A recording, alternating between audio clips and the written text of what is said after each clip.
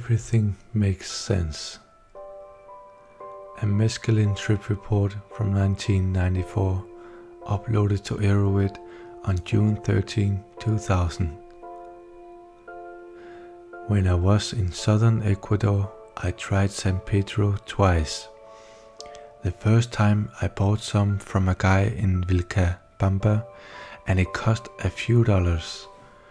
The stuff was pretty weak and I made the mistake of eating afterwards, so the effects were minor.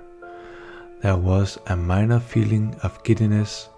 I had this feeling like I could talk to animals in the area, pigs for example, and the wallpaper in my room sort of undulated slowly. Then later I met a guy who was an American living down there, and he used to make the juice from the cactus, and he gave me some of his batch. The stuff was much more powerful. I was hallucinating for almost a whole day. There was this weird feeling of comprehension, like a mole that I had remembered on someone's arm, explaining why the wallpaper patterns were the way they were. It was a feeling like it's all so trivial, everything makes sense. In a neighboring room, someone was watching TV, and every once in a while a commercial would come on that played the Flintstones theme music. This induced all sorts of early memories and feelings. Although I tried to go to sleep, I wasn't able to. My mind just kept running. Sounds were sort of coming up and down, like you're slowly changing the volume of a TV.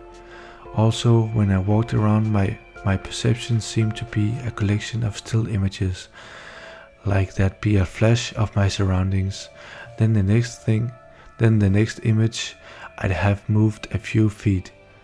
I talked to some friends that I had met, and they said my sentences each alone made sense, but they had no relation to each other. I can remember trying to express what I was experiencing and just drifting off and just letting it soak in. I had vivid memories of my childhood that I hadn't recalled, I suppose, since they happened. From time to time I would experience a memory of a friend from the States saying the phrase "can't be bothered" in a sort of English accent. It was a very interesting experience.